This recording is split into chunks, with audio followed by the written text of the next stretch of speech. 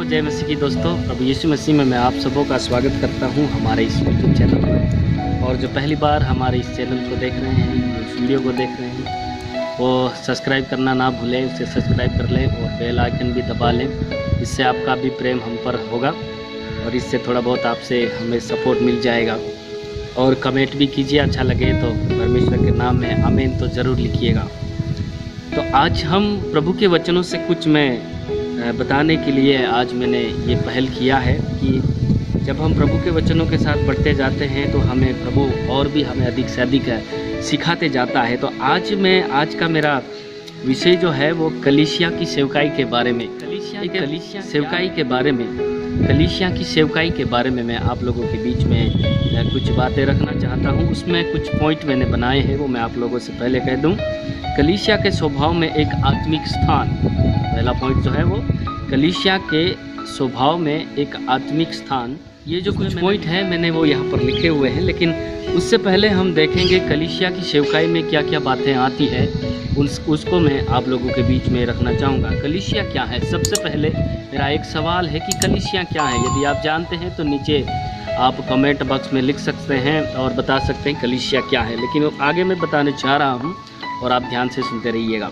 कलीसिया क्या है? कलीसिया के बारे में बात करने से पहले हमें यह पता होना चाहिए कि कलीसिया का क्या मतलब है। कलीसिया का क्या मतलब है? यह शब्द ग्रीक शब्द इक्लीसिया में से लिया गया है। ग्रीक शब्द में इसका शब्द है, ग्रीक जो है वो इससे शब्द है कि इक्लीसिया में से लिया गया है, जिसका मतलब है बाहर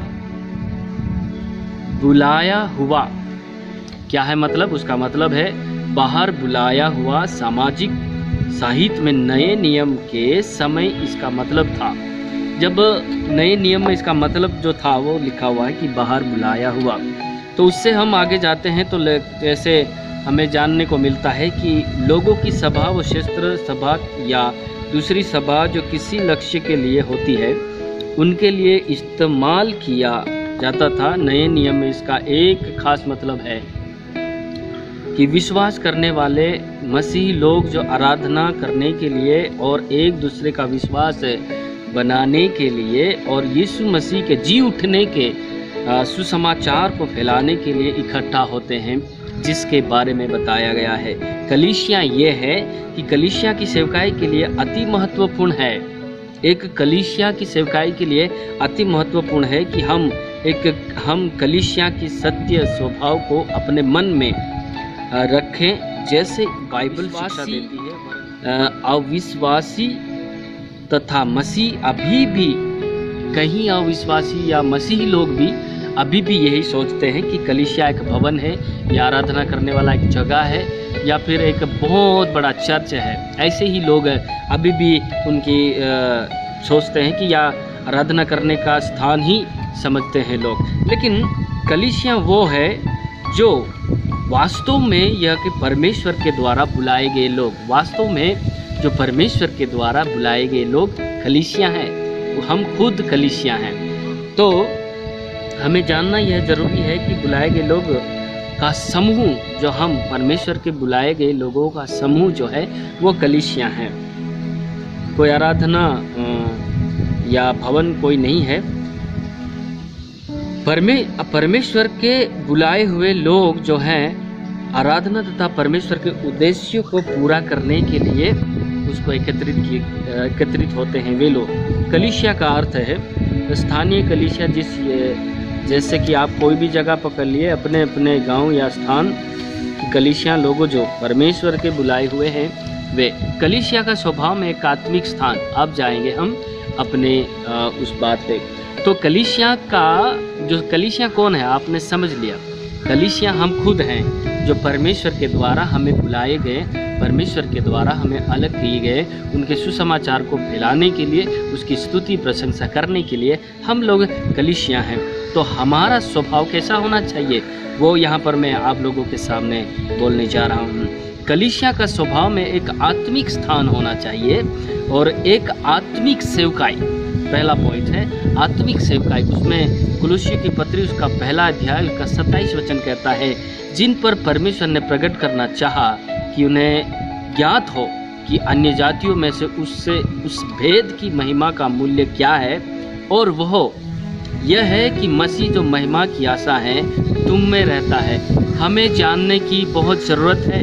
यहाँ वचन कहता है कि मसीह जो महिमा की आशा है वो तुम में रहता है। तो एक कलीसिया का स्वभाव में एक आत्मिक स्थान, उसमें एक आत्मिक सेवकाई के बारे में जब हम देख रहे हैं तो उसमें ये आता है, जिसने संपूर्ण मानव जाति के लिए अपने जीवन को दे दिया, जिसने अपने जीवन को क्रूस पर बलि कर दिया, उसके बारे में यहाँ पर लिखा हुआ है कि मसीह यीशु जो महिमा की आशा है वो तुम में रहता है। हमें जानना चाहिए, हमें पहचानना चाहिए कि हमारे अंदर में प्रभु यीशु मसीह रहते हैं।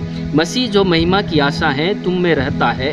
मसीह का हमारे अंदर रहना ही हमारे लिए भविष्य की महिमा और अनंत जीवन का आश्वासन है।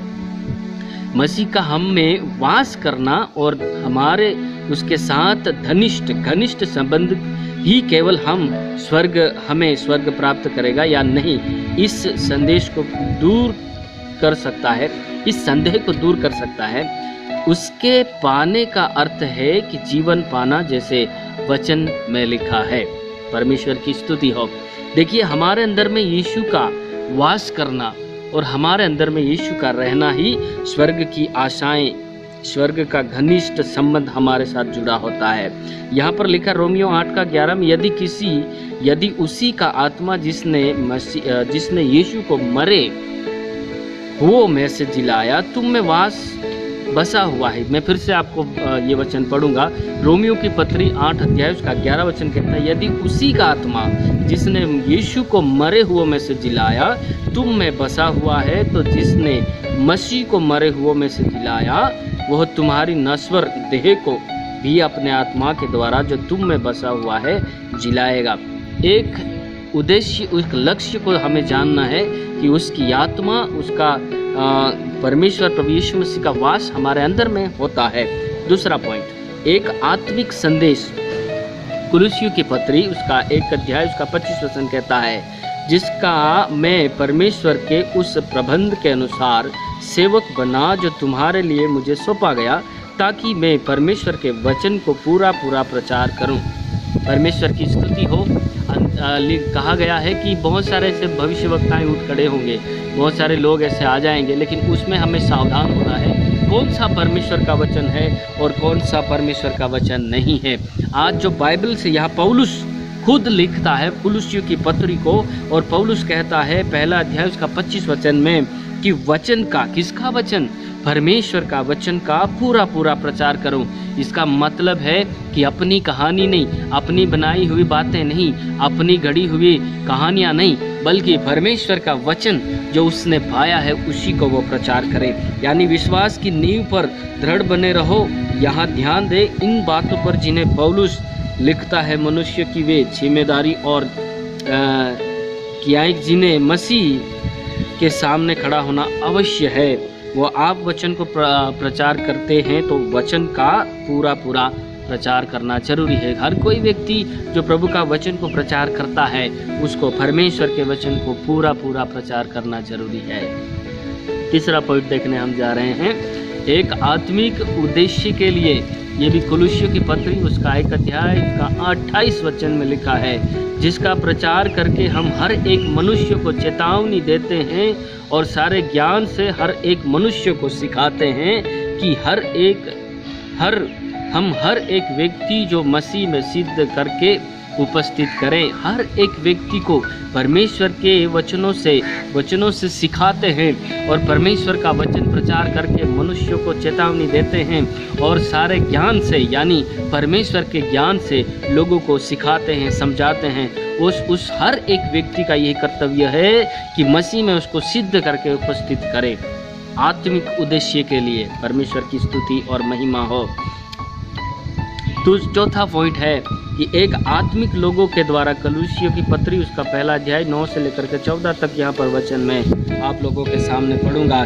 इसीलिए जिस दिन से यह सुना है हम भी तुम्हारे लिए यह प्रार्थना और विनती करना नहीं छोड़ते कि तुम सारे आत्मिक ज्ञान और समझ सहित परमेश्वर की इच्छा की पहचान में परिपूर्ण हो जाओ, ताकि तुम्हारा चाल चलन प्रभु के योग्य हो और वह सब प्रकार से प्रसन्न हो और तुम में हर प्रकार के भले कामों का फल लगे और तुम परमेश्वर की पहचान में बढ़ते जाओ। परमेश्वर की स्तुति और महिमा हो, उसकी महिमा की शक्ति के अनुसार सब प्रकार की सामर्थ्य से बलवंत होते जाओ, यहाँ तक कि आनंद कैसा हर प्रकार से धीरज और सहनशीलता दिखा सको। और पिता का धन्यवाद करते रहो जिसने हमें इस योग्य बनाया कि ज्योति में पवित्र लोगों के साथ मीरास में सहभागी हो। उसी ने हमें अंधकार के वश से छुड़ाकर अपने प्रिय पुत्र के राज्य में हमें प्रवेश करवाया, जिससे हमें छुटकारा अर्थात पापों की क्षमा प्राप्त होती है। परमेश्वर की महिमा हो। देखिए, हर वचन हमें हर प्रकार से हर व्यक्तियों को सिद्ध करके प्रभु के वचन में प्रभु के कार्य में हमें लगाने की ज़रूरत है। तो मैं आपसे यही आज कहना चाहूँगा कि मैंने ये जो 4 पॉइंट आप लोगों के बीच में रखे उसके अनुसार अपने जीवन को जिएं और आप समझें पहचानें कि एक आत्मिक सेवकाई करें और एक आत्मिक उद्देश्य के लिए और एक आत्मिक संदेश उद्देश्य के लिए और आत्मिक लोगों के द्वारा आपको सेवकाई करना है। यदि आपने प्रभु को जाना है तो आपको प्रभु यीशु मसीह के कार्य में आगे बढ़ते जाना है। जय मसीह की। परमेश्वर आप सबों को आशीष दे।